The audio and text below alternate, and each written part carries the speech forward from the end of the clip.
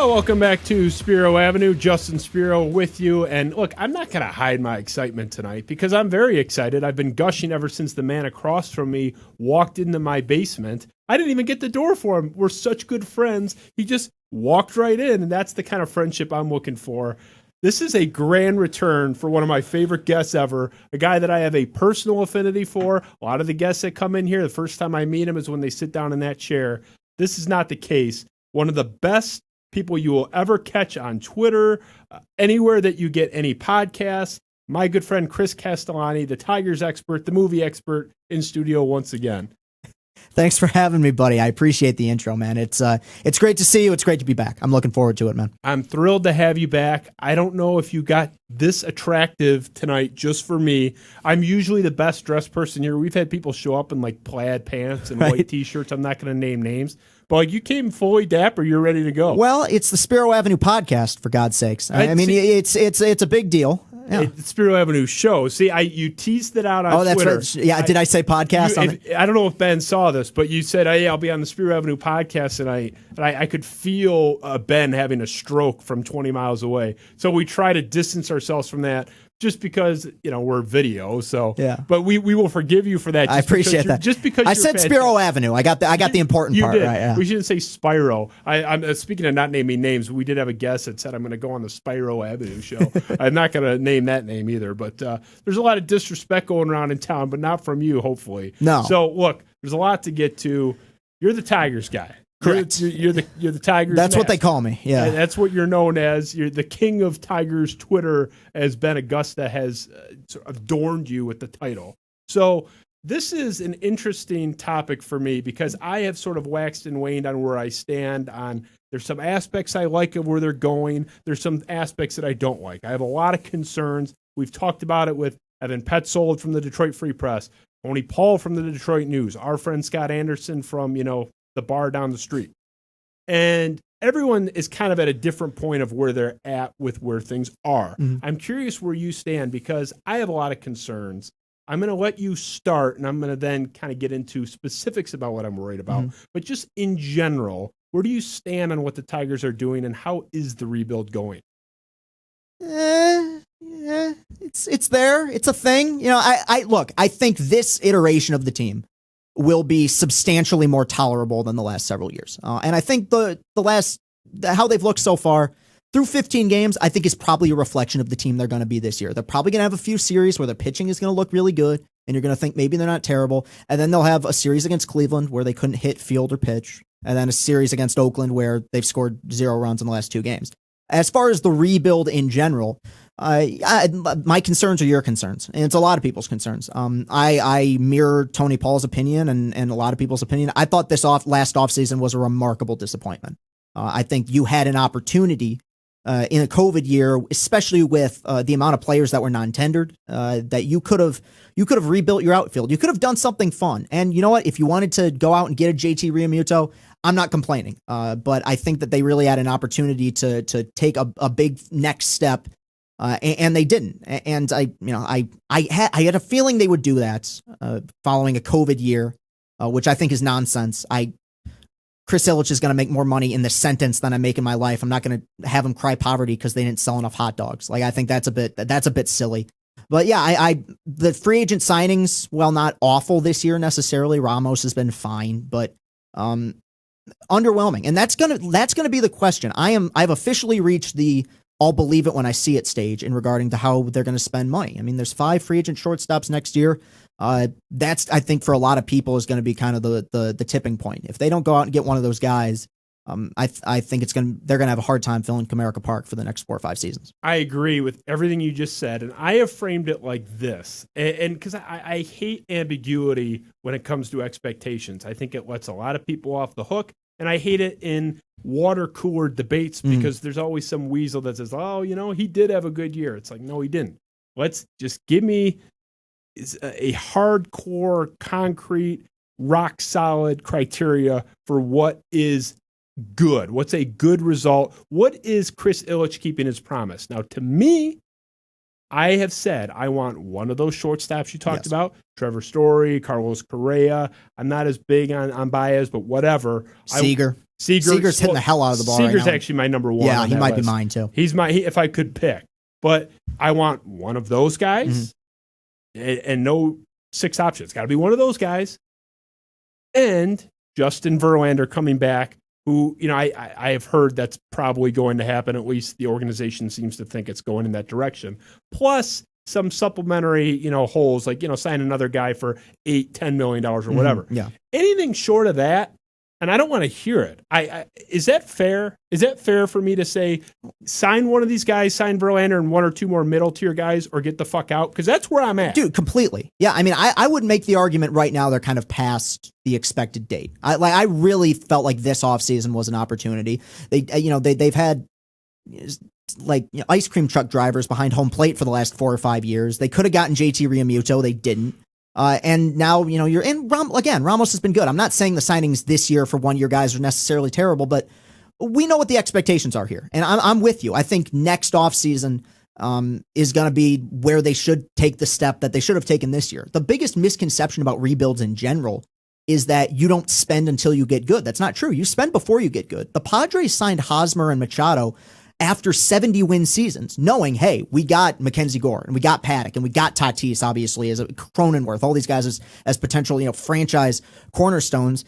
Tigers seem to be going about things in another way. The Cubs were the same way. They signed Lester after they won 72 games or something in 2014. Next year, they found themselves in the NLCS.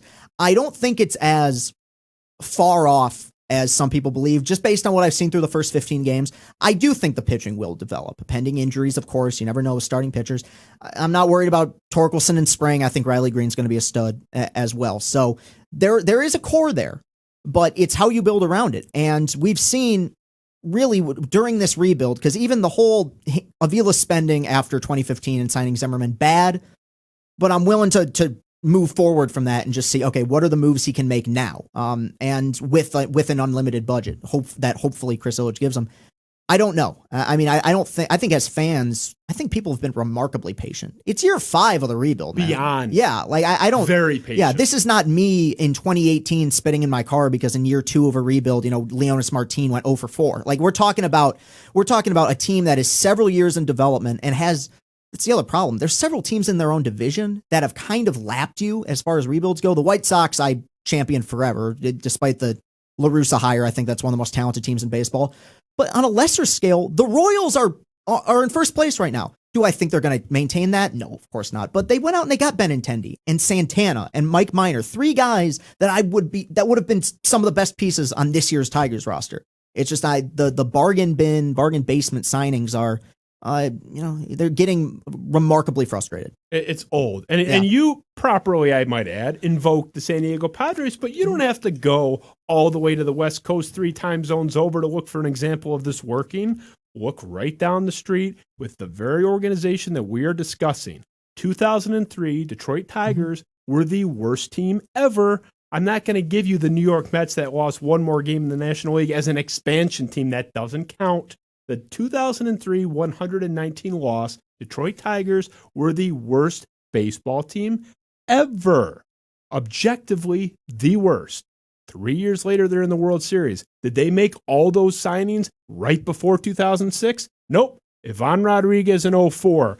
Magglio Ordonez in 05. Kenny Rogers in 06. It was a slow build. And then, look, here's Zumaya and Verlander. And here's the prospects coming up. Here's this free agent. Boom, we meet in 2006. We're in the World Series. And by the way, had the best record in baseball at the All-Star break. There was nothing like Cinderella about that. It was written as a Cinderella. Right. That team they had a bad September. Other than that, they were great the entire season. So we don't even have to go to San Diego. We've seen it work here. We have the blueprint. They are not following it. You invoke Tony Paul. Just for those that didn't see his excellent take on it, I know we both agree. I want Ben to play that so people can. I set you up for it, didn't I? You set it up perfectly. So play Tony Paul. This right on the money with this. I've been absolutely disappointed with what shape the rebuild has taken this offseason, in that I don't think it's taken any shape at all. I think that they've done nothing, and I think this was the perfect time to strike. So I think they have the pieces, but they haven't been as proactive as I would like to see them in filling in the holes and the gaps around, because I think that this team with some good free agent signings, some good moves, I think this team could be in contention in 2022. Now I don't believe that. I think this was a wasted off season. Anyway, Chris, I mean, it's a wasted off season was his basic take, and it's the same thing that we're laying out, is that they didn't do what they needed to do, and they could have laid the groundwork. I was openly campaigning for Carlos Santana, who you mentioned with the Royals. I was huge on Realmuto. That to me was the white whale of this. He's the best catcher in baseball, and if you look at the 10 worst hitters in baseball over the last 3 years, I'm hyperbolic here. Half of them are catchers for the Tigers. I mean, you can't do worse if you tried with Rogers and Griner and Bobby Wilson and any one of those guys. So, like, to me, and it would have obviously been some remarkable parallels between him and Pudge Rodriguez, right? Kind of the first, big body blow that you threw in free agency. I'd have been fine with that, but no cigar. I disagree a little bit, just because I think Ramos was a sneaky good signing. And he's been good. He's been good. But here's the thing, though. When we're talking about the shape of the rebuild, Ramos is not a part of that rebuild. I'm talking about getting a guy that you can 4 or 5 years down the road say, we can plug him into a playoff roster. Ramos will not be here after this year. If he is, it'll only be for one more year. Right. He's a 30-something catcher. You're right. But I did like the Ramos signing. I thought I couldn't believe how cheap they got him. It's like, this guy's got a pretty good track. He was one of those weird guys that had a poor season during a 60-game campaign, and everybody forgot about him. But he's been more often than not pretty darn good throughout his career. Especially, adjusted for the position. Now, you said, which I agree, the fan base has been extremely patient. I would just want to add, there has to be some context to that patience. You're right. We've been extremely patient, overly patient, I would argue. But it's also with the backdrop of they never did cash in a title with that prior era. So it's like with the Detroit Red Wings, whom I've seen win the Stanley Cup 4 different times. I've seen endless success. I've seen Stanley Cups, close calls. They've earned that patience. It's like, okay, you know what? Take a decade off and figure out your shit. No problem. Right. The Tigers, their fan base, and I've been one of the ones embracing the rebuild, patient with the rebuild, but it's all contingent on them delivering on their promise. And I was willing, and I had the debate with Tony Paul.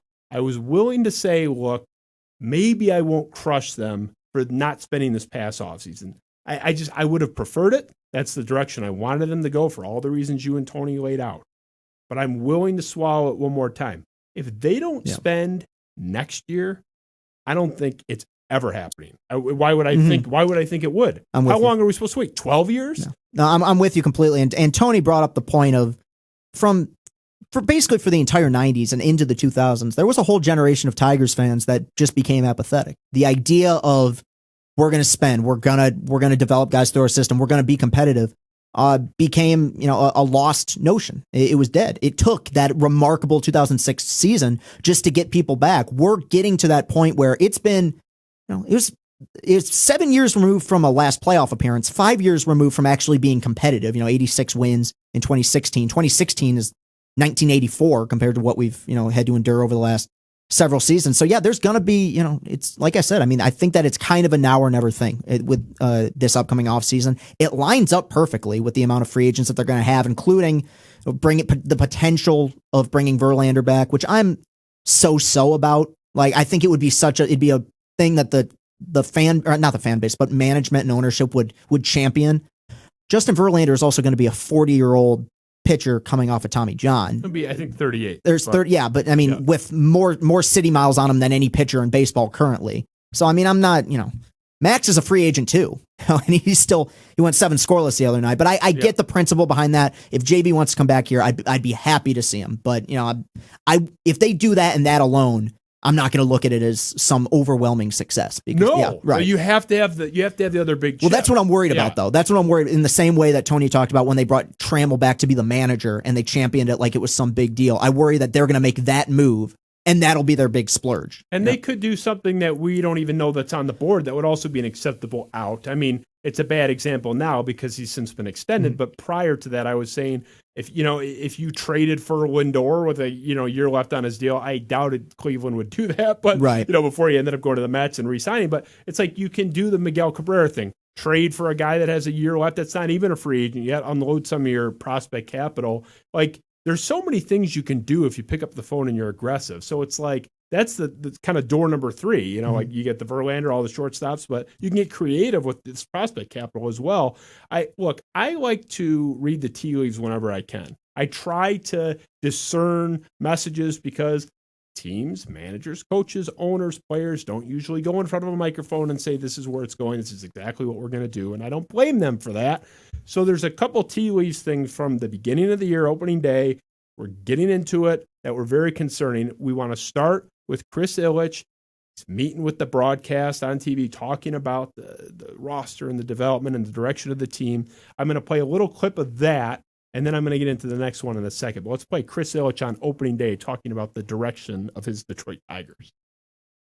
But I can tell you from my perspective, and Al Avila's perspective, he's also been a tremendous partner in going about the business of building out our roster, looking at our organization long-term in terms of how we're trying to rebuild and build this into a championship caliber club. I can't say enough good things about AJ. He's been a great addition, and the coaching staff that he's surrounded himself with is truly stellar. We've got a wonderful staff. We are set up for success. We just need more of our young talent to develop, and as you guys know, that takes time. It takes time.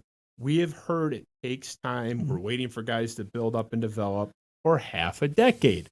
That exact line made a whole lot of sense in 2017, 2018, 2019, maybe even 2020. We shouldn't still be there now. Doesn't mean it's wrong, but the timing of it's wrong. We've been hearing the same thing. A rebuild, you shouldn't have the same message in year 5 that you had in years 1 through 4. Is that fair?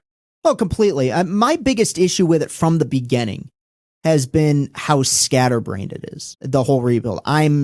There's been no real concrete plan. Like the Royals said after 2017 when Moose was, they brought back Moose, but Hosmer and their core from the 2015 championship was gone. They said, all right, it's going to be a 5-year plan. By 2022, that's going to be the year that we want to compete. Theo Epstein said the same thing when he got to Chicago.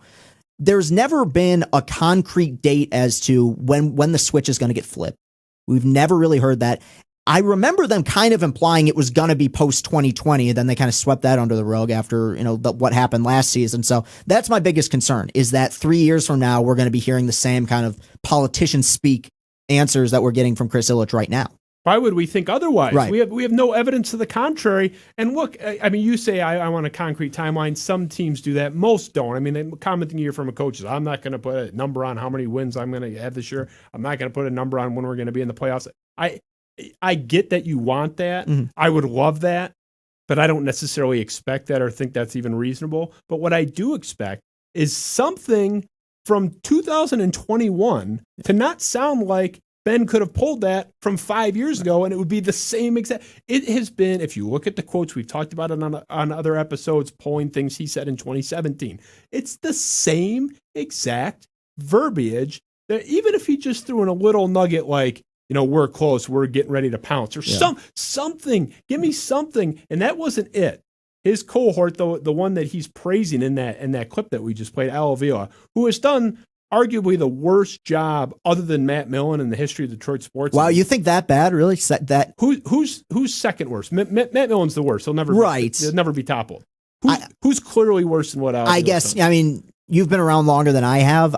Just to say second worst in the history of the city. Well, you can't dispute it until you got to give me somebody. You got to give me a name. The only argument would be it's unfinished. Now, do I have faith in where they're going? How much time does he get? I know. I'm with you. And the other argument to that would be, it's hard for me to hold a lot of the signings against him because I think he's on a shoestring budget that's enforced by Illitch. Okay, now do Jordan Zimmerman, Mike Pelfrey, We've seen him with money. He lit it on fire. Right. He was horrible. Yeah. I mean, I'm at a point now, the extension lasts for 2 more years? I think if and when this team gets successful, I can't imagine that he would be the GM here. I think it would be handed over to another guy. Why did they extend him in the first place? Yeah, that never made any sense to me. Why. That never made any sense to me. Nobody knows why. He's done a horrible job. And look, if you want to sit here and, pick nits, I know whether he's the second worst or the fourth worst. The bottom line is he's been terrible. So speaking of Mr. Terrible, the guy who has been, in my opinion, the second worst GM in my lifetime in the history of Detroit sports, just my lifetime, not talking about 1946. Let's hear what Al Avila had to say about the progress of the rebuild and what they have coming down the line. It's very exciting stuff. You add pieces. like you did last year, that really did work. I think the Scope edition last year really proved to be a great pickup. I'm curious, I know you have so much patience as a general manager in baseball, but was there a point in this offseason where you knocked on Chris Illitch's door and said, can we spend some more money this year? Can we go sign some bigger name guys and maybe accelerate this a little bit more? Well, the only thing about that is, you have to be careful. I have very little patience, but you have to have patience. And that, just like I mentioned before, we've got to establish, and I had this conversation with A.J. Hinch when we were, just before we hired him, actually, in the hiring process. And then afterwards, we agreed that one of the things that we have to really establish here is our pitching. And once that's done, then we can move forward. Blah, blah, blah, blah, blah, blah, blah. First of all, great job, Brad Galley, who recently unblocked me, by the way. Thank you for that, Brad. Congratulations. It's a big day for me. But thank God, Brad Galley, it's just bravo to Brad Galley for actually asking the question. I don't know why no one's asked it. Nobody knows. Everyone's wondering, but no one's asked it until then. Brad Galley says, look, why didn't you spend? Like, did you think about maybe expediting this thing a little bit? We're in the same rut that we've been in for half a decade. So let's get that out of the way. Great job, Brad. But it's the same line. Well, we got to be patient once the pitchers develop. How much time do you want? Yeah, and the whole thing, the part that drove me nuts there is we got to develop our pitching. Is that not what you've been doing for 4 years? I was in diapers when Matt Manning got drafted. And again, and that's not a knock on him. Matt Manning was drafted out of high school. He's going to be fine. But the problem is, I know, and he struggled a little bit. He has, but I think he'll be all right. He was a project from the beginning. I just how long is that going to have to happen? And there's been a whole lot of pitchers that they believed in who, I'm not going to say tanked because it's way early on. Who knows if they go to the bullpen, but Alex Faedo was a big deal. Tommy John, right? Joey Wentz was a big deal. Boy, did they champion him after the Shane Green trade. Tommy John, not saying they're going to be bad, but really, if you're talking about your pitching, maybe I'm leaving one out. All you really have to show for it is the three-headed monster, Mize, Manning, and Skubal. And that is, admittedly, a very good core of pitching. But we're talking about a 5-year rebuild. That's the biggest issue I've had throughout the whole thing is they've hit with the first-round picks. They hit with Skubal. That's the one. That's the one outside of a top 10 pick that you can look at and say, yeah, I think he's going to develop into something. But who else? And you're still talking about developing pitching. All right, fine. I mean, it's taken a while, but these guys are here. They got to start showing something. And it's funny because the Skubal thing, everyone's putting him on the board as that's one that wasn't a top 10 pick. That was a third round or fourth round, whatever it was. Not a easy pick. Good job, Al. Not that impressed so far. I mean, he was very good in the minors, but he'll be all right. Well, you tell me. He's 24 years old. We're only 10 starts into his career. It's a little itty-bitty sample size, but his ERA is damn near 6. It took him 90 pitches to get through 4 innings his last start. I'm not saying he's bad, but it's why are we celebrating that? Okay, he nailed the Skubal thing. We don't know that he nailed the Skubal thing. The guy's been bad. I mean, unless you think a 6 ERA is good. Right. It's not a reason to Which bury. I do not. It's not a reason to bury a motherfucker after 10 starts. I'm not saying get the shovel and put the dirt on him. But I'm not going to celebrate it and say, where's the parade? Okay, say what you want about Alvio. He nailed the Skubal thing. I don't know that he nailed it. The guy's 24. He hasn't shown dick in the majors. Yeah, it is early. I mean, I know, but there's no evidence that he's been good. That's all I'm saying. All it takes is one great start, though. I mean, really, before last Tuesday, was there really any evidence that Mize was going to be the guy? And then he pitched his ass off, and he's bad today, but that's, now all it takes is one. Oh, anyone can have one good start. To me, it doesn't. It takes a lot more than one. You have to have repeated good starts if I'm going to say great job on the draft pick. My only point is the few things we give him credit for. We credit him for, you nailed the Skubal thing. Guys had an ERA of 6. That remains to be seen. Not burying him, but you can't chalk that up as a win. And then, look how he's developed the farm system. Everybody sans Skubal, who we've already outlined why I'm not celebrating yet, is, as you mentioned, okay, let's look at Baseball America's top 100 prospects. Oh, we have the first pick this year. I'll take the first guy on that list. Oh, yeah, Riley Green, 5th. Yeah, he's 5th on Baseball America. My wife could have done that. So the few things that were squeezing the orange to get juice out of from this guy are just the most baseline, easy, basic things that I don't even think have merit. I have no faith in this guy. But just the one thing I'll say that I've liked that they've done, and I think they stumbled into this. I think we're on the same page here. I know what you're They have the best manager in baseball. They do. Is that fair? Yes. Yeah, I think completely. He's the best manager in baseball. If he's not, he's top 2 or 3, and we're splitting hairs at that point. Now, and I will give Avila a credit for his initiative, because the one thing about him one of the many things about him that's driven me nuts is the indecisiveness, the idea that you're playing chess while everyone else is playing checkers. Meanwhile, other teams are taking pieces at the deadline that you thought you could trade. Like the whole thing with Shane Green, waiting until the last second with him while every other team in baseball that was competing picked up deadline guys. And then all of a sudden you go from asking for Carter Kieboom to getting a team's 7th best prospect. Like that's bothered me. And so it surprised me when 30 minutes after the World Series, he called AJ Hinch. All right, cool, good. Now, I've said this a million times on Locked On Tigers. I'll say it again here. He would have walked to the south side of Chicago. That was Reinsdorf feeling guilty about firing Tony La Russa in the 80s and said, all right, let's bring him back. And Rick Hahn, who's done an immaculate job with their rebuild, had his hands tied. Now, they're so talented, I don't know if it's going to matter. I still think batting Adam Eaton in the 2 spot is completely ridiculous. But did they just call the guy up who went 8 for 8 in his first 8 at-bats? I mean, they got depth. Even with the Eloy Jimenez injury, they're going to be great. So, hey, a little bit of good luck. They've had some bad luck.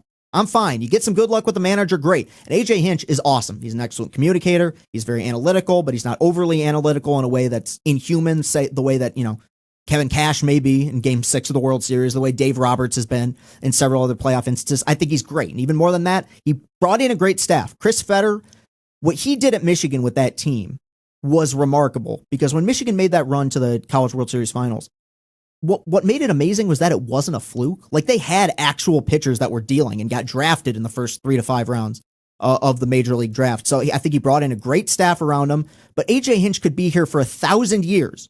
He will not win more than 75 games with the roster that he's been given this season. Nobody Right. could. Yeah. It's the same thing with the Red Wings, where everyone's like killing Jeff Blashill. And I said, Blashill's been there 5 years. I don't know if he's good or not. He's never had a functioning team. That no coach could win with this Right. team. Hinch, I don't think a lot of managers are worth that much. Like, he's one of the few that are. I think he really makes a difference. I think he has the best of like the analytics paired with the best of the Jim Leland, like Right. running the clubhouse, running a room. I absolutely love him. You mentioned Fetter. I might be getting ahead of myself. I don't know if I would trade Fetter for any pitching coach in baseball. I love everything about that guy.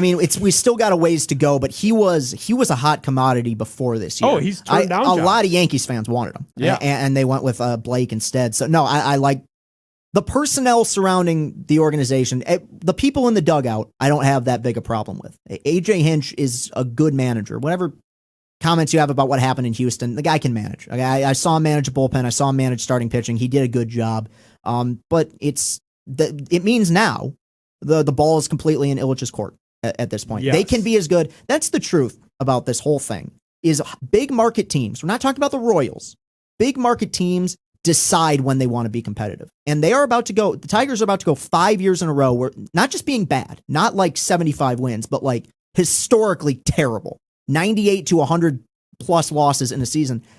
I can't think of a single big market team that has gone that long in recent history, not going back to the 40s, talking recent history where they were bad. The Yankees haven't been bad for 5 straight years. The Red Sox haven't. The Dodgers haven't. The Cardinals haven't. That's a long time for a rebuild. That's long enough to build a farm system and a core that is sustainable for the future. And do they have the core?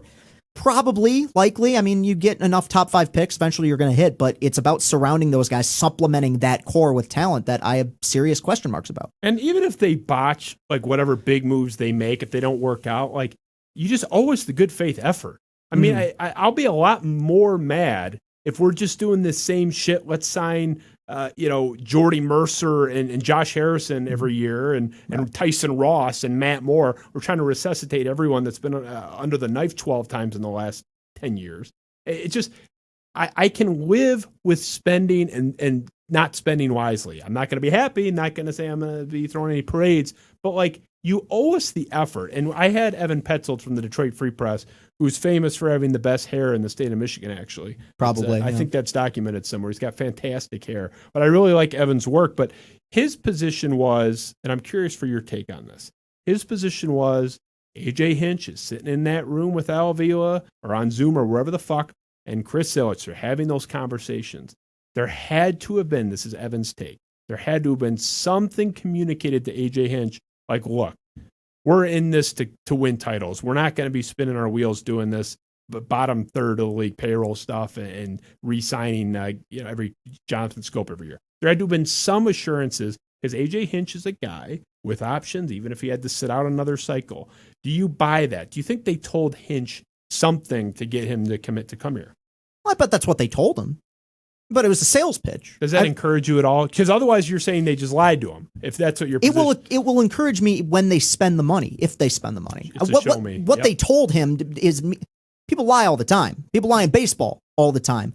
I do think that Hinch, or Hinch's agent, being as smart as they are, there's that 3-year opt-out, which, okay, I don't want to scare people, but I don't think Dusty Baker is a long-term option in Houston. And I think if the Tigers don't hold up their end of the bargain, it wouldn't shock me to see him jump ship and go back to Houston after 3 years. So in a way, if they want to stay relatively within the good graces of the fan base, though I don't think they are right now, if they go 3 years without spending and your manager bounces back to the place that he was, I mean, we're talking disaster at that point. And that's a ways down the road, but I do think that is one of the reasons for the 3-year contract and the opt-out, because he wanted to make sure if they're not holding up their end of the bargain, I don't want to be here, and I can't blame him. He's too good a manager to be rotting for a 95-win or 95-loss team every season. This is why we bring you in, because that's a great point. Like I knew sort of in the back of my head that there was an opt-out, but I didn't even really tie it into like that conversation that they had with giving whatever assurances they did. Yeah. I happen to agree with Evan that, and we don't know, it's pure speculation, but I think it's informed, reasonable speculation to think that they told him we're spending. And I mean, they're either going to spend or they flat out lied to all the fans and they lied to their current incumbent manager. So I don't know. I'm not optimistic. I land on the exact same lily pad that you do. Show me or just shut up. I don't want to hear about, well, we got to be patient. We got to. I heard that. I've heard that willingly for half a decade. Enough's enough. Time to spend. If they don't spend this offseason, like this upcoming offseason, I am convinced it's never happening. I'm with you. I'm with you completely. Yeah. I mean, this year shook my faith already with how they went about things. So, I mean, next year, we're in lockstep. It's a rocky foundation that this whole thing is on. Our faith is on a very rocky foundation. So speaking of rocky foundations and very happy topics that make you thrilled to be alive, I want to transition to this. Jim Harbaugh, Michigan football coach for who knows how much longer. Mike Valenti was killing the program this week on his show. Like all week was just killing them. For like, what are you doing? They're the 40th ranked roster now on some list. Like the guys are fleeing the program and they're not bringing in enough people to replace them. So I'm not as intimately familiar with the ins and outs and the roster attrition and who they're bringing in as you are, as Valenti is, as some are. But just generally speaking, whatever you think of the current state of the program in a vacuum, this year, it's year 7, I would argue is do or die for Jim Harbaugh. You're in going into year 7 with no Big Ten titles, no wins over Ohio State with several bad losses. And again, you're ranked on some list as the 40th team in the country. This is year 7. If they go 7 years and don't check any of those boxes, if they flop again, is he done? And do you want him gone? I would have let him go at halftime of the Michigan State game last year. Wow. So you're already in overtime of his. Yeah, he's already been here too long. And Michigan State played an amazing game. But making Rocky Lombardi look like Pat fucking Mahomes to me is unforgivable. I'm sorry, and they played amazing. And Mel Tucker, I hear Ben clapping in the background. But and Mel Tucker coached a great game. But what are we doing? I mean, that is completely brutal. Because the one thing, and I've seen this argument thrown around, and it's true. The Ohio State hurdle.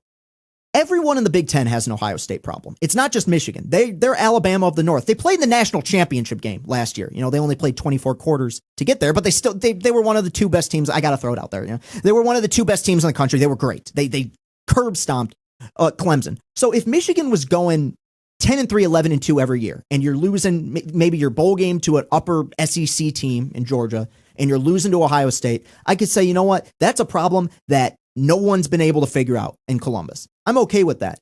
But dude, you're losing to State at home in a year where MSU had 12 months of disarray. They didn't know who their coach was for a month. And then they had 10 minutes of practice and they still lost. So they lost that game. And then you should have lost to Rutgers. You get embarrassed on national TV against a Wisconsin team that went like 5-3. Like it almost became a joke, like a parody as to what it's like in a Practical Joker sketch where it's like, all right, I want you to lose this amount of games and see if they don't fire you. I mean, look, in general, and I haven't raged about this in a while, but I think in general, much of the vitriol thrown Jim Harbaugh's way, a lot of it is unwarranted regarding Jim Harbaugh, the guy. I think this whole idea that he was Darth Vader, that he was trying to shake up college football with the satellite, I think that's a lot of that stuff is nonsense. I think he's a good guy. I think he's a family guy. I think he cares about his players. And what people say otherwise beyond that, I don't agree with at all. This is strictly a criticism of Jim Harbaugh, the coach. And if you would have told any of us, I don't know what changed, but to me, the extension, let me backtrack. The comparison I made to Michigan football is the New York Yankees. The Yankees have not won a World Series, haven't made it to a World Series since 2009. And every year they lose, it's hilarious, right? But the reason for that is they're going to get there, Justin. With Cashman and with the core they have, they're going to win one eventually. I always felt that way about Michigan football, that despite how much they were coming up short, despite the 62 points to Ohio State in 2018, I felt like eventually they were going to get over that hurdle. With the extension that they gave him, I don't believe that anymore. I think that is them moving the goalpost and saying, we're okay with being Iowa. We're okay with being 8 to 10 wins a year and having a stable program. So I don't think he will get fired if they go 7-5 this year, because the one place they went with Hoke, the one place they went with Rich Rod definitely was a place of irrelevance. And that's the last place any program wants to be. Harbaugh, flaws and all, has a weird, quirky built-in brand that comes with him. And he gets clicks and he gets viewers and people watch Michigan. They're still on national TV. The day that they're losing revenue or not getting the kind of audience that they were when Dave Brandon was, near the end of his tenure, that's when they'll fire him. Until then, as long as they're on the black, I don't see them really ever letting him go. And you mentioned this concept of moving the goalposts, and that has been my biggest takeaway from this whole thing. And I can go back to everything I said when they first were flirting with them and then hired them. I don't delete those tweets. They're all up there. They're very embarrassing. We've talked about them. I was predicting multiple national championships, and I was not the only one. That was a crowded room I was in. Yeah. People were, saying, I was never on the Ohio State's terrified, but I thought he would punch with them. Mm-hmm. He'd win 2 out of 5, 3 out of 5, whatever. And you know what's sad? I got to interrupt here. Oh, my expectation was never, if he left here without winning a national championship, I would not have called it a failure. Because to me, I view Alabama and Clemson as like those programs are on a different planet to me. If Michigan was competing for a Big Ten title every year, beating Ohio State, hell, once every 3 years, about once with every senior class you have, once every 4 years, you get there. And then if you win the Big Ten, odds are you get to the playoff. That to me is a successful tenure. So I was not, just for people watching, I was not somebody who had these, you got to go 15-0 every other season or else it's a failure. I wanted stability that made you step back and say that's an elite program. And they're that second, maybe even third tier now with the year they had last season. I was higher on them than you were, it sounds like, because I was saying multiple national championships, and I made everyone realize hey, that was plural. There's an S at the end of championship. I meant plural, not a typo, and that's all there. I'm embarrassed now. I don't think that's a salvageable take. I don't think I'm going to get off the mat on that one. But the point with this is, and you seem to be reasonable about it, but a lot of people aren't. I mean, even on a national level, Joel Klatt, Colin Cowherd, who I love, there's a picture of him over my shoulder. I've commissioned a painting of his face on my wall. But the story's changed now. So now that we're 6 years into it, I would consider it an abject failure given the expectations, Correct. The salary, the resources available. Now I'm hearing things like, you can't expect us to compete with Ohio State. They're a juggernaut. That was never going to happen. Okay, first of all, that's not what any of you people were saying when they hired him. And I was the king of the not saying that. I was saying you were going to punch with him toe for toe. But nobody was saying that then, so that's a moving of the goalpost. But it's not even a reasonable hindsight moving of the goalpost, because why can't you compete with Ohio State? Why can't you ever beat them? Because all I keep hearing, and there's some validity to it in terms of the resources and the brand, but all I keep hearing is Michigan State's the little brother, the little irrelevant little rascal in the corner. But that little that's always nonsense. That's the majority of your fan base. Well, then, so okay, look, I don't listen to them. You don't think I have baggage in mind? Well, I got some bad ones too. You should see what my fans, not my fans, but the Michigan State fans say about me. They're no fan of me. Right. But they're all bad. But I'm just saying, I'm not attacking Chris Castellani. I'm saying big picture. I'm not talking about you. I preface it by saying you're reasonable. I know. You're the exception to all this. But it's out there that you can't expect him to play with Ohio State. Michigan State went into Columbus with 2 backup quarterbacks and beat an undefeated Ohio State team that some thought was the most talented on paper in the country, including Alabama. Beat them under horrible conditions. Went on a neutral field, beat another undefeated Ohio State team to win the Big Ten and go to the Rose Bowl in 2013. So I don't want to hear that it can't be done. You can't beat Ohio State like 2 out of 6, 2 out of 7. It's unreasonable. And even on you're not going to be at Bama's level. You don't have to be at Bama's level. Guess who has been to a college football playoff? Michigan State. Right. I'm just, in general, I still believe, and maybe I'm the idiot, because I'm like the sort of Michigan fan that people criticize, even though I'm not a Michigan fan. I still believe in the strength of the brand, their resources, their ability. If Michigan State can do it with a much smaller budget, with a much smaller profile nationally, why can't Michigan do it? Am I being unreasonable? Am I putting too much faith in the brand? Not necessarily Harbaugh, but the brand and its potential if they get it right. Well, the one thing that they have positively maintained, as much as I'm ripping them, they still recruit. I mean, they're still getting a top 10, 15 class every year, which is good enough. Like, the whole talent gap argument, it's a fair argument, but it's not the gap between Ohio State and some who gives a crap like non-Power 5 school. Okay, like we're talking 4-star recruits versus 5-star recruits over 4 years when these guys I think that's a bit ridiculous to just solely go with the talent gap argument. No, I think it's possible at Michigan the way that it's possible at a lot of Power 5 schools. And I'm not going to say it's impossible with the staff they have now, but much like the Tigers rebuild, I'll believe it when I see it. There is one thing about Harbaugh that I give him a lot of credit for. And again, I like him as a guy. I don't have any issues with him as a professional, but he has not allowed the staff that he's had previously to stay around. He has attempted to make changes. He's brought in new defensive coordinators, brought in new offensive coordinators. Now, Josh Gaddis, outside of getting Shea Patterson to play 3 good games against Michigan State, Indiana, and Maryland, has really done nothing as a play caller here. I mean, Nico Collins is going to be a top 2-round receiver, and they got him the ball like 3 times a game. So like Donovan Peoples-Jones is better in the NFL than he was in college. So I give him credit for not becoming complacent. But you got to show me something, man. If he beats Ohio State once in the 6 years we're talking about, obviously they didn't play last year. It would have been a bloodbath. If JT Barrett is 1 yard shorter, we're not having this conversation. I think if they make the playoff 1 year of the 6 years he's been there, I don't think we have this conversation. Well, it would be a different conversation. It might be happening in a different form. I mean, you would have something to hang your hat on. Like, right. We always had that magical run in, 15 or whatever it was. Right. So, yes and no. It wouldn't totally get him off the hook, but it would be a different conversation because you could hang your hat on that. I mean, I had your buddy Anthony Brewman, and I challenged him, and he did as good a job as you can, I guess. He's gone in harder on him than I have. Yes, but I mean, strictly in terms of I asked him, and he did a nice job explaining it, but there's no good answer. I don't know what your take is, because I don't get why it's not working, because when they hired him, again, they have the brand, they have the resources, they have the facilities, they have all those boxes checked. They hired the guy that won big at San Diego, won big, relatively speaking, at Stanford, won big at San Francisco, won big everywhere he's gone. Here he is, a blank check to do whatever he wants with his assistant coaching pool.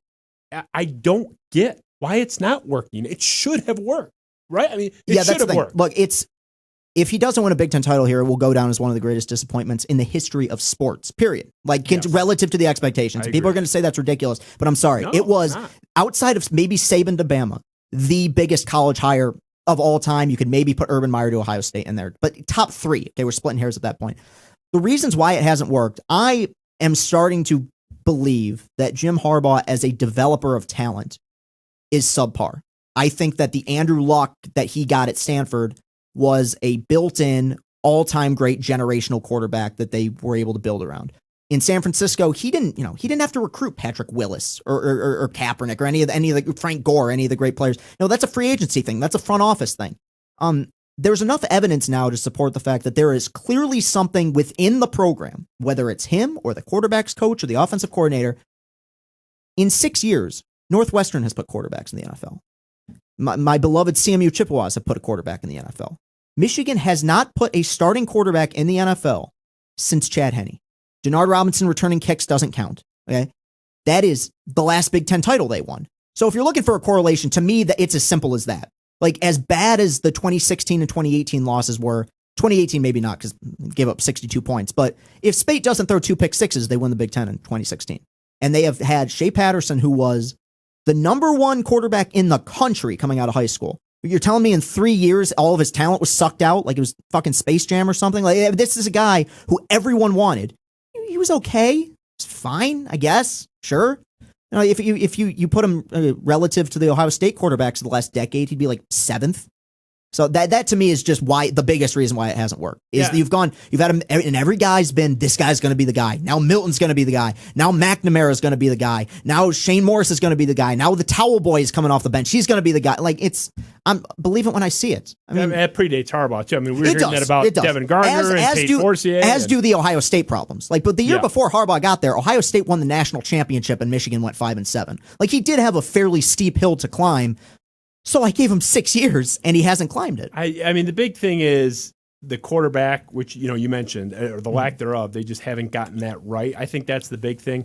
It's interesting perspective. You're thinking of it as a development issue. I didn't think about that, but you're kind of right. I mean, if you have Andrew Luck at Stanford, I mean, whether they I believe he recruited, and you give him credit for that. Oh, it's to his credit, but it's like maybe he just kind of got lucky on that one. Yeah, I recruited him. It's not like to put it down, but it's like, you hit on that, but if you can't repeat that, I don't know, that may have been the biggest issue, really, is the development. Obviously, he had a great roster in San Francisco. The only reason I wouldn't pin it entirely on the lack of player development is some of the in-game stuff. I mean, the thing that sticks out to me the most will always be the 2017 14-10 loss to Michigan State in the rain, where it's like they're throwing the ball 3-4 times in a row, like in this monsoon in a one-possession game. It's like, what are you doing? Like, it was just a bizarre, and I know he's not the offensive coordinator, but you can, as the head coach, say, look, we're running the goddamn ball. You're right, and I agree with you. But I also think those 3 picks and 14 points don't happen if John O'Korn isn't, slinging it to the other team, borderline intentionally. You're right. Don't put him in that spot. I know, I'm with you. They were throwing that ball like it was the Silverdome. And he still doesn't know how to manage the clock, and for some reason they still can't get a competent kicker. And there's a million things right now to me that are going wrong. Like, it is the inverse of what's going on with the basketball program at this point, where I get the impression, they just had another guy decommit this week.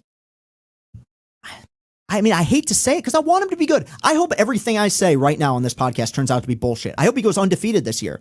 But we're at a point now where it kind of seems like it's a program a lot of people don't want to be a part of, or at least don't want to be a part of for very long. I mean, we've seen a lot of decommits. People go to other schools. If I'm a 5-star recruit right now, what is your pitch if you're Jim Harbaugh? Well, that when I played here, we won Big Ten titles. You can't hang any banners for what you've done over the last 6 years or the last 16 years. It's a great fight song, though. That's it. It's a great fight song and a great band and a great stadium. Song. I mean, just generally speaking, the trajectory is the issue because it's like Mel Tucker, that team sucked last year and he knows it. But it's like, okay, we're laying the foundation. They can probably be bad another year. What were they 2-4 last year? 2-5. He should have won Big Ten Coach of the Year. Yeah, well, with that roster, the nature. Yeah, I'm like that. That he was returning.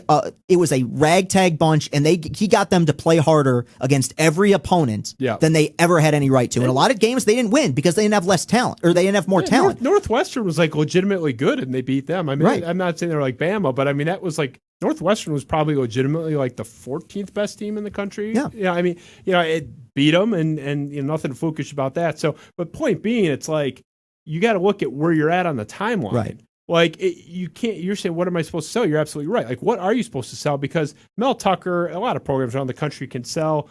It's the build. We're on the come. Here we go. Harbaugh, it's like the best stuff he's done at Michigan was actually 5 years ago.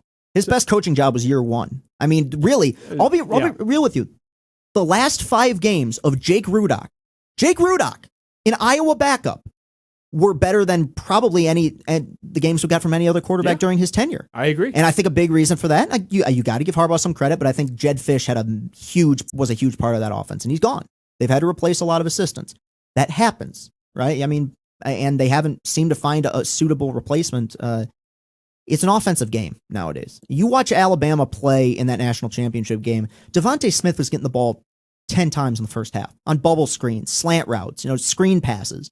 You don't see that at Michigan. It's the same archaic run the ball right, run the ball left, pass the ball on third down notion that they've had since the 80s, and it hasn't gotten them anywhere. Yeah, I mean, I don't get like why it's so bad. And that it just that it's so like you mentioned like Iowa, but Iowa's Iowa. I don't understand. Even if you're falling short, like they fell short of what their dream would be to beat Ohio State and go to the Big Ten title game. Like if you're knocking on the door and just can't kick it in, it's easier to like kind of grasp. Yeah. And that's why I think last year was a tipping point for a lot of people. It just looks so bad. And they couldn't snap a football, dude. It's so bad. I will say, despite all my cynicism, I believe that within the next several years with him here, I don't think last year is a reflection of the future of the program. I don't think they're going to be going 4-8 every year. Right? I don't think they're going to be under 500 the way they were last year. I think last year there was a perfect storm of nonsense that led to the season they had. I think he'll get back to that 8-9 win range, but that means we're going through the same movie every year. It's the opponents that you want to beat, you don't beat, the Wisconsins, the Penn States. Clearly the Michigan States. I mean, him being 3-3 against a Michigan, this was not 13 through 15. This is 15 through 20. It's been a bad stretch. Right, and they still beat you. So, yeah. I mean, if you don't want to use Ohio State as the measuring stick, fine. They're really good. They're tough to beat. But if you can't beat the program in your own state, then, you're in a lot of trouble. Yeah, I mean, D'Antonio knew the importance of that. If we win this game, things open up. And guess what they did? They beat the shit out of Michigan, like 7 out of 9 years. And it led to a whole lot of success. Yeah, I mean, you said it. Even if you're not going to compete with Ohio State, okay, you better go 10-2 then, right, or 11-1. I mean, if you want that like sort of out, that's fine. But you better win your other games. Mm-hmm. They're not doing that now either. It's like I'm just flabbergasted by it. We'll finish with Harbaugh here. Assuming this doesn't work out, you seem to be dubious. Where do you turn? Do you have a name in mind? I mean, look, do you have a style in mind? The Twitter world is going Matt Campbell. And there's a lot that's very appealing about Matt Campbell. Here's the thing is, the fan base is going to be frustrated with any hire because on paper, no hire will look better than Harbaugh. On paper. The Harbaugh hire was a dream that he fell into their lap. And people were doing campaign videos asking the dude to come to Michigan. It was a 1 in a million stars aligned situation in which he fell. Worked. Right. Yeah, it should have worked. Right. So there's going to be nobody who on paper is going to be that good. I would, at this point, go with somebody who's younger. I don't have a name in mind. There's like the dream ones, like Fickell, but Fickell's an Ohio State guy. He's waiting for Ryan Day to go to the NFL so he can take the Ohio State job. And that's that's going. He's not going to come to Michigan, and that's exactly what's going to happen. He's not, it's not going to be Urban Meyer or it would be somebody from a smaller school that was successful, that is kind of taking the next step in their career. I don't think that there's like that lifer 25-year 12 Big Ten championship guy out there. I don't know if it's sustainable here at this point, at least not for the time being. So yeah, I that's what's frustrating too. And I think that's part of the reason they gave him the extension this year is there was not a Harbaugh type candidate out there. Everyone wanted Matt Campbell. And Matt Campbell, I think, is an excellent football coach at Ohio State. What he's done there is pretty incredible, but it's 2 good years. I'm looking like if I'm a Michigan fan, which make no mistake about it, I'm not. Right. But if I'm being an honest analyst about this, if I had my druthers, I'd be kind of like you. I'm not going to hone in, obsess about one name.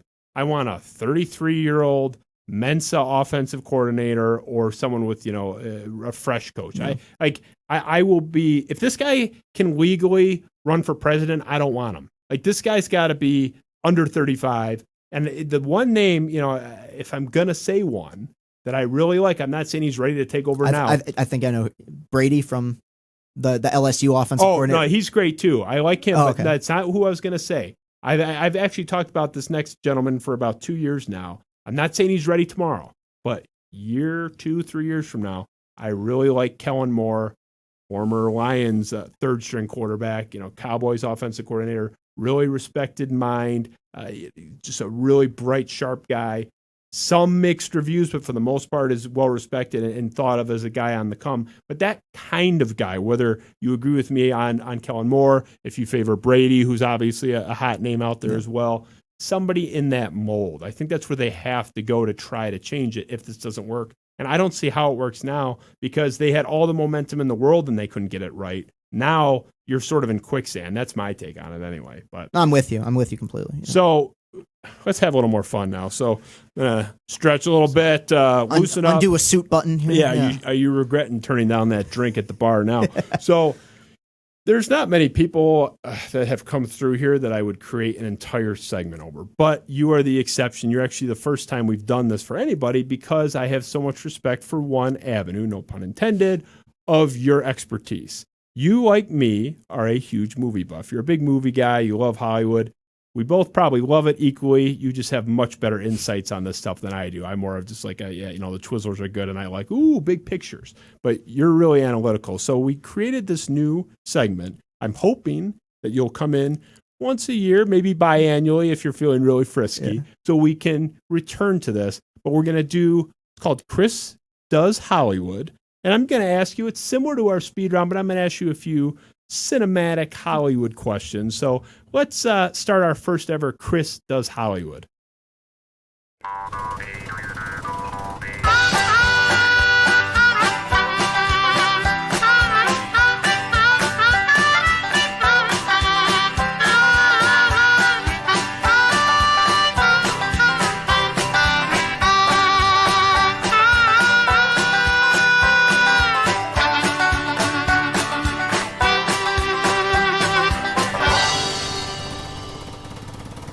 LA there. So look, I could start this a million ways because I really had to pare it down because we're trying to get you out of here at a decent hour. You live far away, but I'm going to start with this. So this is something I challenged myself to do, and I'm curious for your take on where I landed.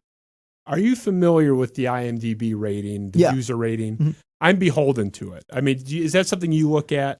I mean, I'm beholden to it. Somewhat. I mean, any schmuck can review it. Can review on there. Well, so any schmuck, but I mean, it's pooling together. Right, that's true. I'm talking about the average score. I gravitate towards that average score. I pay attention to so it. IMDb gives you, it's 0 to 10, and it's just the average score of the thousands and thousands, sometimes more than that, depending on the movie, of reviews. So my logic is, like, if I'm talking with my wife about going to see a movie before the COVID thing, right. It's like if it's below a 7.0, I'm probably not going to even bother, and anything below a 6, no way. But there's some terrible movies that I really like, so I created a challenge for myself that I want you to score. So you're a movie snob. I mean that endearingly. Right. You're the movie reviewer. You're the sharp cat. So I went through the IMDb list and listed my favorite movie at each level. Anything in the 9s, anything in the 8s, anything in the 7s, 6s, so on and so forth. It got really tough at the end. Do you like all these movies, or some of them it's just the best of the bad? The bottom is the best of the bad. Okay. The last couple. But for the record, I'm not saying that these are the best movies. They're my personal favorite. I'm not saying this is like Ben-Hur here. But, so we'll start. I'm going to throw up the list, and I'm going to read it for our wonderful audio listeners. So for the 9 range, The Godfather. Fair. Part 1. Yeah. 8 through 8.9, 7. Brad Pitt, Morgan Freeman, 1995. Fantastic. Jerry Maguire is my pick at level 7. Love it. Jerry Maguire is just a personal favorite of mine. Getting into the 6s, now we're getting into the plot hole range. Cruel Intentions, look, 2 smoking hot actresses, a fun plot, and arguably the greatest soundtrack of the 90s. Forrest Gump doesn't count because they just played all the 60s hits. I like it. I'm a sucker for it. Getting a little ugly in the 5 range. I put D3, The Mighty Ducks. Personal favorite. It's just fun. And then it gets really disgusting at the bottom. Where at 4, I put The Flintstones, which is a objectively terrible movie. The live action one they did? Yeah. With John Goodman. Yeah. There's some like funny parts in it. I was 7 years old when I saw it and I liked it. So it's almost like grandfathered in, but it is terrible. And then a movie that you've reviewed recently, Batman and Robin. I couldn't even go to the 2.0 and 1.0 because you were getting into like what's the Scientology movie that John Travolta did? Oh, Battlefield Earth? Yeah, no, that's a great one. Yeah. I went down to the 2s and I was like, the only one I even reckon, I haven't even seen any of these movies, so I couldn't in good faith even rate them. But so anyway, Batman and Robin, the horrible iteration of Batman, gets in the level 3 just basically based on the fact that it's a Batman movie and that's the only reason. But just what do you think of my list? Is anything up there egregious? I love 7. I think 7's an amazing movie. One of the greatest twists of all time. I believe the first real breakthrough for David Fincher following him being forced to direct Alien 3. It's amazing. That's the one, though, where between the 8 and the 8-9 range, there's a lot of great movies in there. That's maybe the one that I might knock off. And again, 7 is probably in my top 30, 40 favorite movies ever. I love it. But yeah, that's the one because I think, I try to think of the IMDb rankings. I would probably be able to spot 1 or 2 that I like. Yeah, without it in front of you, it's right. tough. It's not that necessarily you agree that I nailed it. It's number Right. one, but like it's a defensible. It's a great movie. It's a tremendous movie. It's a defensible answer for that section. It almost makes me physically ill that Batman and Robin qualifies for best anything, let alone best 3 on a list. But should no, see the I'll have to competition. look. But that movie barely qualifies as a film. I mean, people's SAG cards should have gotten ripped up after that movie. It was basically going up against like Air Bud 4. So, which I would probably put ahead of that simply because it doesn't insult one of my childhood heroes. That's the only reason. But but in general, no. I mean, Jerry Maguire has always been a movie that like I think is good. It's one that everybody likes Cameron Crowe, or they used to, and he hasn't made a good movie in a while. But I think it's fine. I think it's relatively dated now, but it's a nice movie. It's fine, and that's in the 7 range. So I guess that makes sense. Throw that list back up. Yeah. Then. So Chris needs the visual aid. Okay, I only saw one Mighty Ducks movie, and I know that might be blasphemy to people out there, but I was a child of the 2000s, not the 90s, so it wasn't as. Have you seen the Horrible Flintstones movie? I have. Yes, It's I saw it as a child. It's been a while since I've seen it. I mean, that's just a dumb idea in general. Like, unless you get a genius to do it, I feel like that's not going to work out anyway. And of course, the Godfather 9 to 9.9 range. Of course, I mean, yeah. You're not on the Godfather's overrated club. No, There's people that are in that club. I have a question. I would say that from 9 to 9.9, I know the highest rated movie on IMDb is Shawshank Redemption. Yes. Which is not my favorite movie. The Dark Knight probably holds that spot, but is probably the best movie I've ever seen, just on a structure level, direction, It was my acting. runner. It was my runner. Yeah, so I mean, we're nitpicking here. So I'd probably put that ahead of The Godfather, just That's because fair. every time that's on TV, The Godfather is a pretty brutal experience. Whereas the Shawshank Redemption, the reason it's on TV every other day is it's very digestible, it's very watchable. So I'd probably put that ahead of Godfather. But for the most part, I can't knock it for the list. I appreciate that. Cruel Intentions, great soundtrack. Just fantastic soundtrack, by the way. So check that out, even if you hate the movie. So I appreciate it. It sounds like you're giving me like a B+. Yeah. We'll accept the fair, B. Same rating David Klein gave my All Izzo starting lineup. So yeah, we'll take a B+ is good. We'll take B+. I would have been thrilled in middle school algebra. Okay, moving on. I have argued, and we'll stay on The Godfather, that the scene with Michael Corleone talking to his dad, Vito, at the end of his life, I've argued for a long time is the best scene in cinema history. So it's like a 4-minute scene. We're not going to play a 4-minute scene. We cut up about 45, 50 seconds of it. I'm going to play that. I just think it's the best scene ever. And while we're playing that, I want you to tell me if I'm crazy or, in your opinion, what is the best scene that the history of cinema you've ever seen. So let's play The Godfather.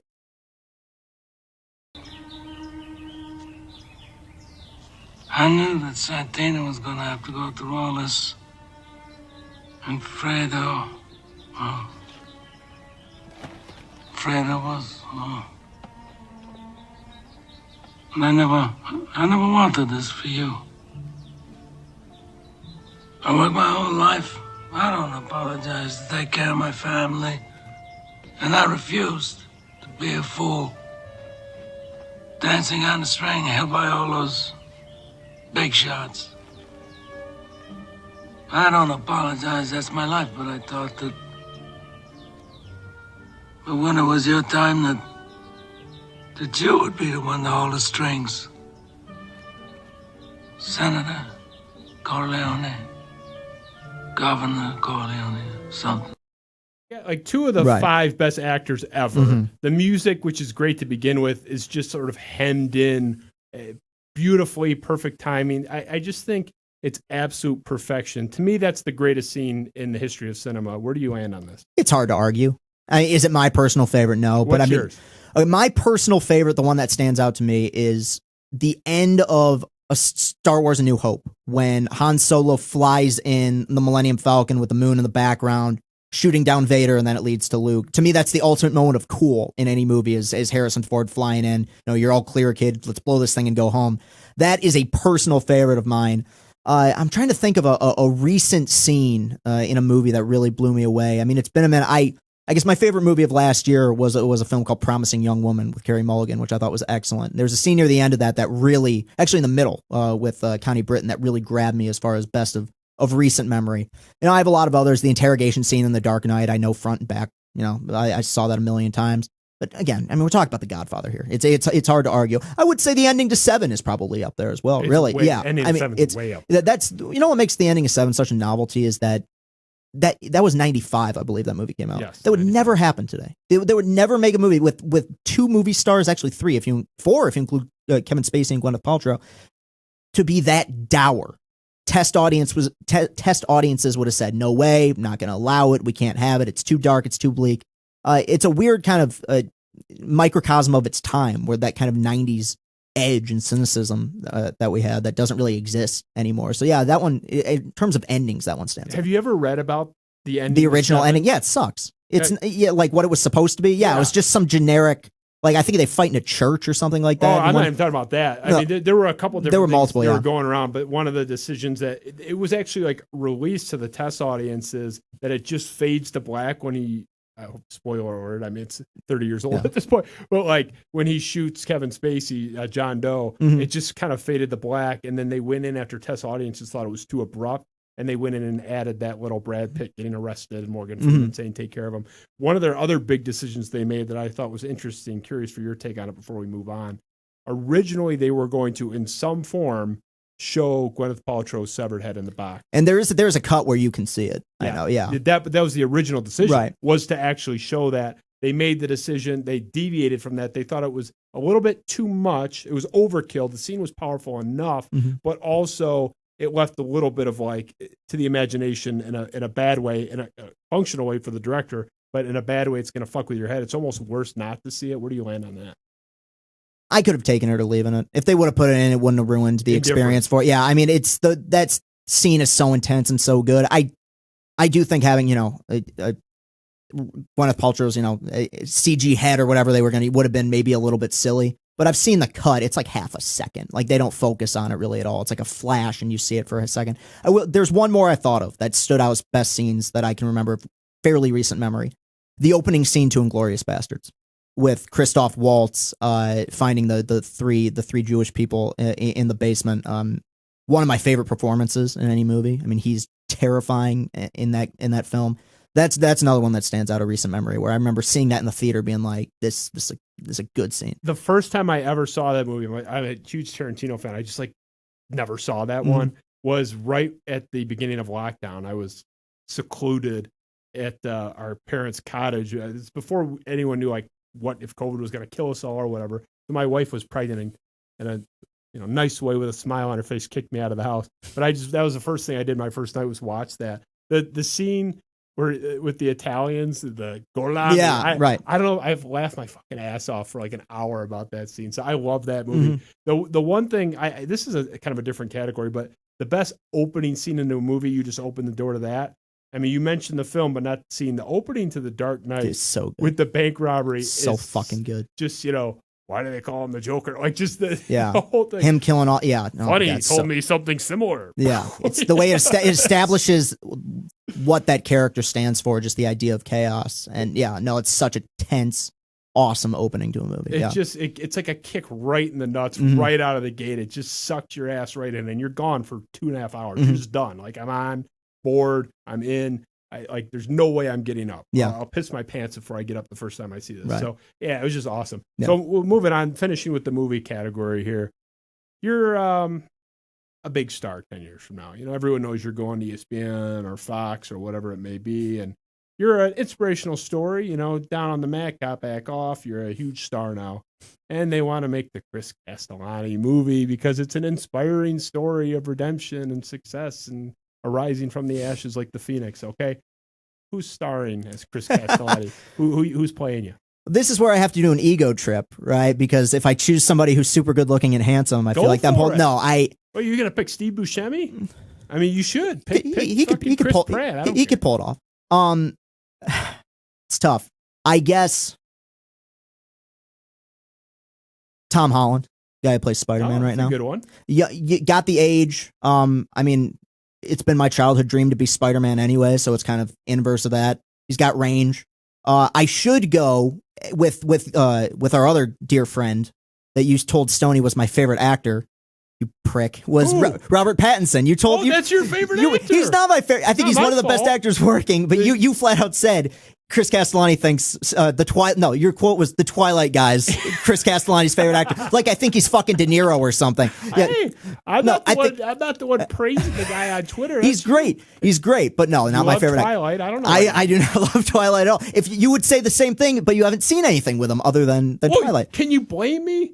My wife dragged. I mean, it's been 12 years since those movies came out. I mean, it's like blaming Ewan McGregor for the Star Wars prequels. I need about it's been 3 times that time to get over it. I was dragged to 2 of those things. First of all, the movie's so bad in a vacuum. Mm-hmm. But the fact, it's not just that. It's everyone around you was like 14 years old, texting and kicking me. Now, for the record, this is like one movie I wouldn't mind being distracted from. It's not like they were pulling me out of The Godfather Part 2 necessarily. But like it was the most obnoxious hour and 40 minutes ever that I went through 2 different times. I told her I wasn't seeing the third one or fourth or whatever. I just wouldn't do it again. I mean, I love you, honey, but come on. It was just miserable. And he was so bad in it. And it's just. I'm not defending it. I'm not. I think he's grown to be a very good actor. And I had to give you a little ribbing for it because you love him. I think he's great. I think he's going to be an awesome Batman. And I think if you've seen The Lighthouse or Good Time, I think he's very versatile. Look, I mean, I'll say this. It's the open-minded people on Twitter that were like, it was like 25-1 against me. Everyone agreed with you that has seen his like subsequent work. They were all like, "Oh man, trust me, Chris is right. You got it." I just look, it's a Batman movie. I'll see it, but man, he did a number on me in those 2 movies. That's fair. That's fair. I didn't have a girlfriend at the time, so I didn't get dragged to those films. I was fortunate enough. Yeah, I mean, I actually like chick flicks, man. I'll get down with some like Julia Roberts any day of the week, but man, that was a bridge too far. No, they Never stink, again. yeah. So great job on the Hollywood Thank you. round, man. I enjoy talking shop with you, and even if nobody else liked that, I would still do it just because I respect your opinion in the medium. So let's get to the traditional speed round, and we'll get you the hell out of Dodge here.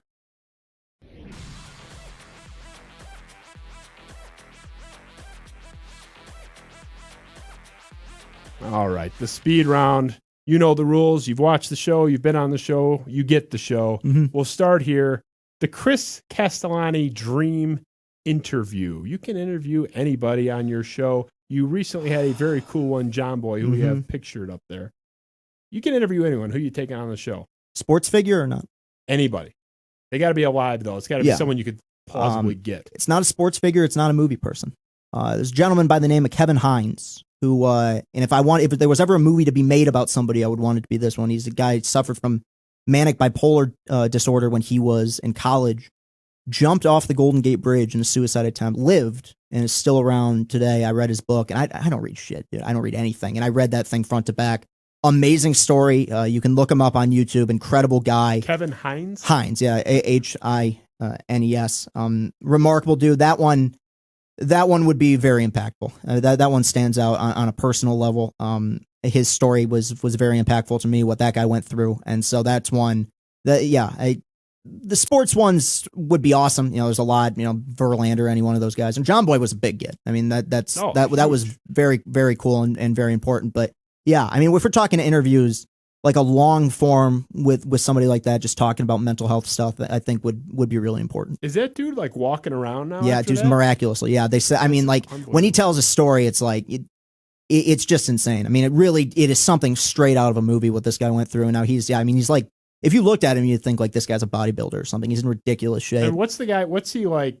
Not literally selling, but what's like the message? Like, hey, don't give up on yourself. Well, his whole idea was like the second I jumped off the bridge, I knew I didn't want to die. And I think there's something really impactful about that decision and like the internal regret in those last seconds. And he survived so he could be able to tell his story. And now he's married with a wife, and it's like he a bunch of pieces of his life fell apart and he was able to put them back together. I just think that's amazing. And just, I mean, that hook of surviving something that is basically the equivalent of like surviving a shotgun to the face. I mean, like the odds of you jumping off of one of the tallest bridges in the world is basically impossible. And you're still around to tell the tale. Great story. I'd love to get in touch with them sometime and just talk for like That'd an hour. Be awesome. Yeah. I'll have to read that story. See, this is why I don't like having people on that are much smarter than me. Because I thought you were going to say like Akil Badu, and you ended up going 10 feet deep, which is great. Because the thing with athletes in general, and I like I like interviewing athletes after they've like graduated. Like on Mason Brew, Anthony and I interviewed Stu Douglas. Great job. Like he's turned out to be like the biggest stud in the world. He's got a podcast and like he gives you a lot of raw answers. But athletes go through media training, dude, and they give you the same kind of generic answers that they're told to give you as to not rock the boat. So I want to talk to somebody who's gone through the experiences and can open up about something like that. Very, very good answer. Thank you. I'm going to check out the book. So let's get it a little lighter. I'm going to force you back into the sports bucket. Detroit Tiger can be former. I assume it's no one on the current team. Right. But you want deported to Mars. Just the guy that just drove you nuts. You hated him when he was here. Didn't like him, either his performance, his conduct, whatever it may be. Who just drove you crazy? The one that stands out to me right away is Bruce Rondon. Really? Yeah, because some guys don't pan out. Like Hernan Perez was terrible, just didn't pan out, right? Outside of committing a crime, getting sent home for effort level is the worst thing you can get sent home for. And I would argue there's probably some crimes that it's worse than. I mean, if we're talking, you play professional baseball, if he's sent home for effort level when you're in like your third year in the league, that's brutal. And then I just felt like his conduct, he was incredibly immature, had a nice little season in 2016. You felt like, all right, maybe he's going to bounce back here. Maybe he's going to break out, came to camp overweight, didn't work hard. All the terrible players that we've seen here over the last several years, in general, I have a lot of respect for. I give somebody like a Grayson Greiner a lot of credit for keeping his head down. Yeah. Is he going to put up a 480 OPS every year? Yes. But I think he's aware of that. You know, Michael Fulmer's had a bunch of struggles. Michael Fulmer's had 2 Tommy John surgeries, right? I think that guy's high character guy. He stands out. Prince Fielder is another one, but he was at least relatively productive in his 2 years. Everyone says Prince. That's where I thought you were going to go. I'm close to that. Because of the whole I have kids comment that he had. But at the same time, I don't have kids. And I think in hindsight, everyone was pissed about that at the time. It was a bad comment. Yeah. It was tone deaf. It was also a little bit overblown. Yeah. And his performance being so poor. But that's the reason why it blew up. I mean, if he was batting 380 throughout the postseason and said that. Yeah, but just in the postseason, I think we kind of forget, like, the guy was actually really good one of those 2 years and pretty good the other year. Yeah. And he was shit in the postseason. There's no doubt. But there's like this story out there, like that he was just a complete flop. He couldn't hit the ball anymore. It's like, no, he's actually really good still. It ultimately ended up working out because Kinsler is one of my favorite Tigers ever. I mean, that trade, and then Fielder had the neck issue and had to retire. So I think people look at it a little bit more negatively. But I won't forget the day we found out we signed him. So I can't go with him. I got to go with a guy who clearly didn't want to be here and had wasted opportunity. Like I've heard a lot of people compare Joe Jimenez to Rondon. I don't think that's fair. One, his stuff is not as good as Rondon's was, and two, I haven't gotten any impression that Joe Jimenez doesn't want to be here or hasn't put together a full effort. He's just a guy who didn't pan out. Something got lost in the translation. With Rondon, the stuff was there. I mean, he had one of the hardest fastballs in baseball. Nice bite on the slider. And I just don't think the content of his character was particularly high. Maybe it's gotten better. I hope he's happy. I hope he's doing well. I wish no ill will on anybody once they leave Detroit. But at the time when he was in his mid-20s here, the immaturity struck me. Let's dip your toe into the Detroit Lions pool. I know this isn't your bread and butter, but It's the speed round, not a big topic for you. It's coming up in a couple of weeks, NFL draft. The Detroit Lions will select who 7th overall? Who they'll select? It's possible they go with the Pitts kid. I don't think he'll be there. You don't think he'll be? Well, if he's there, I bet they'll go with him. I agree. I would like to see them go with a quarterback. You want the QB? I'm fun, dude. If they go 0-16 the next 2 years, I'm not going to give a shit. Like 17 right or 17 now, yeah. But I think this is such a rich quarterback draft that you could flop with one of these guys, and like if they draft Fields at 7 and he turns out to be crap, I don't think there's going to be that many people who are like, man, what a terrible pick. He was so awful. Just Fields is a highly touted prospect. Yeah. I'm not completely sure. I think they'll probably, with the loss of Galladay, I could see them wanting to go with a skill position player there to kind of fill that void, and then you can make the excuse that you gave Jared Goff some toys to play with. So I'm not exactly sure who, but I would say probably a skill position player somewhere. Fair enough. I agree. I think they go receiver. Dave Burkett is convinced that quarterback is in play. I don't buy it, but I think it's in play, but not top of their list. I don't think so. No way. They have their arms around Jared Goff. That's their guy. Okay, so you're on a stranded island, right? Tom Hanks, whatever. But you have a generator. You got some power. It can last you. What would be your stranded island music catalog? In other words, you can take any one musician or band's entire catalog, and that's the only music you can listen to for the next 5 years. Whose catalog you taking? I mean, I can't go Beatles because that's too obvious. That's everyone's answer. I can't say Eminem because I feel like that's also too obvious. One band that I probably haven't talked about enough that I really love or loved, that's fortunately kind of defunct now, is Linkin Park. I was a big fan of Chester Bennington as a singer. I thought he was incredible. That's their catalog. It's great workout music. If I was trying to get off of a desert island, it would probably motivate me. Doing the push-ups. Yeah, exactly. So I would lean towards them as some of my favorites. Yeah. Yeah, good answer. Thank you. Yeah, that works. You got to get pumped up on the island, right? Where you're throwing arrows at the lobsters and all that. Making shit. radios out of coconuts. Right, exactly. So this next one has to be in the context of players you've seen play. Mm-hmm. You can't go back to 1920. Mm-hmm. Game 7, your life depends on it. Game 7 of the World Series, your starting pitcher. It can be anybody you've seen play. It can be on TV. It doesn't have to be in person. Someone that has been active in your lifetime as a fan. Mm-hmm. You can send anybody to start that game, and you die if he loses it. Whose life are you putting in your hands? I have a Mount Rushmore of best pitchers I've ever seen in their prime. Okay, it's Kershaw, Verlander, Scherzer, and I put Jacob deGrom in that category now. Yeah, you've been big on deGrom lately. He's the best pitcher. He's a video game character. Tons of runs. He's my favorite player in baseball, partially because of that, because he just goes out there and balls, and they don't get any runs for him. I'm not going with any one of those. I still have to go Madison Bumgarner. I just, that 2014 World Series, him pitching, 7 innings? That's 21 innings in, whatever it was. I think it was 21 innings in a 7-game series. We're never going to see that again. And he not only did it there, he did it to the Tigers in 2012. He did it in the 2016 wild card game at Citi Field. I've never seen a pitcher be that ice cold. Like Verlander and Scherzer, even Kershaw, despite the postseason struggles, have had great starts. But I've never seen a guy who was so automatic when the lights got brightest. Not the best stuff of any pitcher I've ever seen.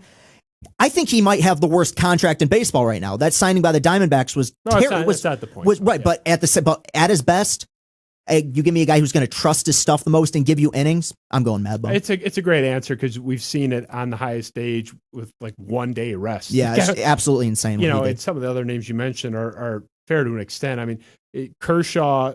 It's just been a disaster in the postseason relative to kind of got it back. I mean, he's got the ring now, but yeah, he's had way more disappointments than he's had successes. He's not going to be my first. Still the best pitcher in his prime I've ever seen, but not for a game like that. Yeah, he won't be. I mean, my pick would. You made a good argument for Bumgarner. I want to say Pedro Martinez though. Yeah. It'd be Pedro or Randy Johnson. A little bit before my time, but I think of the last 40 years, Pedro Martinez is the best pitcher. It's phenomenal. Yeah. It's just incredible. Him or Randy Johnson, I'd feel a little more comfortable with. I just think their stuff was more overpowering. There's one I will go with, and I'm not using this as an answer, but at his best, for a short stretch, not for a long period, but for a short stretch, Jake Arrieta, when he was really rolling, was like that kid in 8th. I think Coward said this. He's the kid in 8th grade who has a full-grown beard, pitching against middle schoolers. Yeah. Like him going into PNC and just dominating the Pirates. But that was such a short stretch. I can't go with him. Still got to go Bumgarner. 2 or 3 year stretch. It was like sub-2 ERA. He was pretty impressive. For a year stretch, he was the best pitcher of all time, and that's not an exaggeration. Yeah, he was phenomenal. He had a sub-1 ERA and 2 no-hitters. Yeah, ridiculous. Yeah. Ridiculous. At his peak, very good. Mm-hmm. Okay, so your Detroit Tigers bodyguard. So we're going to keep this in guys you've seen before. Nothing to do with baseball ability. You're rolling up to Royal Oak, you're hanging out on a hot date or whatever. Some guy steps to you. You got to get him off you. Who do you want next to you? Who's your Detroit Tigers bodyguard? Who's defending your honor? I mean, I could probably go with Rondon for this too. I mean, but no, I don't think. I think he'd bail. Exactly. I don't think. I think he'd throw some. He's fat. That's his only. Some 4 out of 10 uppercuts to get my ass beat. But Miggy stands out right away. Yoenis Cespedes stands out right away. I like the Cespedes. I would probably go Cespedes. Yeah. Where is that? I don't like the Cabrera answer at all. He's a goofball. You gotta get a fucking I know, but I mean, we saw what he did to Austin Romine. I'm not going with this guy because he was scrawny, but to quote Fight Club, skinny guys fight to the death, and he did. Remember when Rick Porcello beat the shit out of Kevin Youkilis? Yeah. So I mean, that's my wild card. That's this guy's not going to beat me up, and then all of a sudden he's kung fu roundhouse dude to the jaw. I would probably go with Cespedes. In terms of build, the guy was built like a tank. Yeah, it's a monster. Who knows if he can take a punch? I mean, the thing is, Cabrera, I'll hear the Cabrera argument if we're like in the inebriated 2009 version where he was like making fun of overweight kids at the Townsend in Birmingham. That guy's crazy and might get down with some crazy stuff, but not now. He's going to like hurt his rib cage turning around. Right. So anyway, that's fine. Yeah, Cespedes is a good one, built like a brick shithouse. My answer, and that does conclude our speed round. You're off the hook. My answer, which I know you're dying to know mine. I want to hear it. Look, Kyle Farnsworth you talk about skinny guys that beat some ass. Like he famously was like Jeremy Affeldt from the Royals. He just tossed his ass. We actually pulled this clip of him. This was not that incident, but tackling catcher Paul Wilson. Was that the Reds? Yeah. That was a famous one. Play this, Ben. This is one of the best form tackles I've ever seen from anybody, let alone a baseball player. Stored here. They're going to try to send Reds over to their dugout. Farnsworth comes up and in on Wilson, who was trying to punt. The pitch was a wild pitch. Looks like Wilson got the worst of that one. There were some haymakers landed by Farnsworth. There's no doubt about that. Well, Wilson said something when Farnsworth came in because he was in two separate brawls with the Tigers too, and he was always beating ass in those fights. He's 6'4", tall guy. So that's my pick. Can't go wrong. You're off the hook, man. You did great. Thank you. So, I mean, there was like about a year gap between your appearances. Close to about 10 months, 10 months. Thanks for clarifying. So we'll see you again a little bit sooner, maybe? Yeah, I think so. I'd love to have you back, let's say, post-trade deadline. Let's see what they do. That'd be nice if you can fit it in. I know you got some stuff going on. I know you're a busy guy, so no pressure, but the audience loves you. I love you. And I got to say, it's just great to have you back. Well, it's been very overwhelming, a lot of the reception, since I came back, because 3.5 months in the world we're living in now, it's long enough for people to forget about you. And it's been very encouraging. And you've known me for 4 years now. I know the guy sitting here is a lot different than the guy who was sitting there. And I've really appreciated the support. I've appreciated you reaching out. Social media can be a cesspool, but there's a lot of wonderful people there. And I've made a lot of wonderful friends. I've talked to some great people. Some you've had on the show. Some you're going to have on the show. So, I appreciate all of it. Sincerely. I'm very open with my emotions and how I feel, but I genuinely can't thank the people enough in your audience and the people on social media who have been so kind during my break, and as I've gotten help, it does mean a lot. I'm going to stop before I start crying. Well, it's okay to cry if you want, but I did on Maize and Brew a couple weeks ago. I slobbered all over myself. Well, and that's okay. You know what? I love you. There's a lot of people out there that love you and support you and have your back. And look, like no one can say a bad word about you to me, although no one even tries because everybody fucking loves you. They don't like me, but they love you. They come here for you, not for me when you're here. But it's just. You said it. There's been different versions of you. The guy sitting here 4 years ago is not the same. That's fine. Maybe true. You've evolved. It's great. But I got to say, I've loved you every step of the way. Thank you. And I got your back. If anyone ever fucks with Chris, keep in mind, I got steel skin. No one takes more arrows than this guy. I'm universally despised on social media, and I just keep plugging away. So don't come at Chris because I got your back, man. And it's just so good to have you back. And you're such a sharp guy Thank you. And so talented and so good at what you do. And I'm glad you're doing it again. And, I'm glad everyone stood by you. I'm not surprised, though, that it's worth the wait for them. Thank you. So much love to you, Chris Castellani. I would say, go hunt him down on Twitter, but the guy's all over the place. He's probably in your face. I'm sure you're following him anyway, but just in case, at Castellani 2014. And Ben Augusta really is working his ass off for us, Ben. So great job. We haven't had a single fuck up in the show, like a real fuck up, stuff we see, but the audience sees in like months. And you're so impressive, Ben. So thank you for all the talent that you're bringing to bear. I always say, I just turn the mic on and talk. Like Eric Williamson, our graphic guy, Dylan Smith doing all our social stuff, Ben Augusta, the great and powerful Oz, as we call him here. These are the guys that are just driving this bus. So thank you.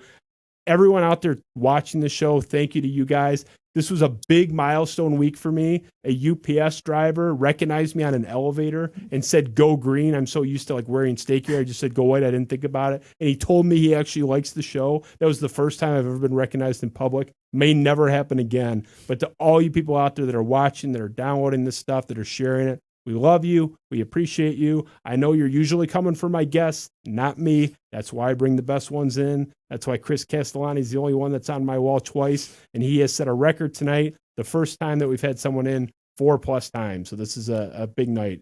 Chris, it was great to have you, man. Love to have you back. Thank you. Absolutely, man. I'm happy to come back. I appreciate you. So Spiro Avenue Show, that is it for us. We will be back in a few days with Corey Woods of the Woodward Sports Network. the fledgling operation in downtown Birmingham. They have done something that I've been asking some rich guy to do for like 20 years. Just come in and say, here's my fuck you money, and I'm going to just do what I want. They're shaking things up, so we're loving that. Corey is going to be making his debut. Corey Woods and I, unlike Chris and I, disagree on almost everything. And he's got a lot of strong opinions. So I've always said I want someone coming in here and yelling at me. I've been asking for it. Everyone I know is too nice. Corey might be your asshole for you. And I mean that nicely, Corey, if you're listening, because I do respect him. But he and I just could not be more apart on about 90% of sports issues. So that should be good.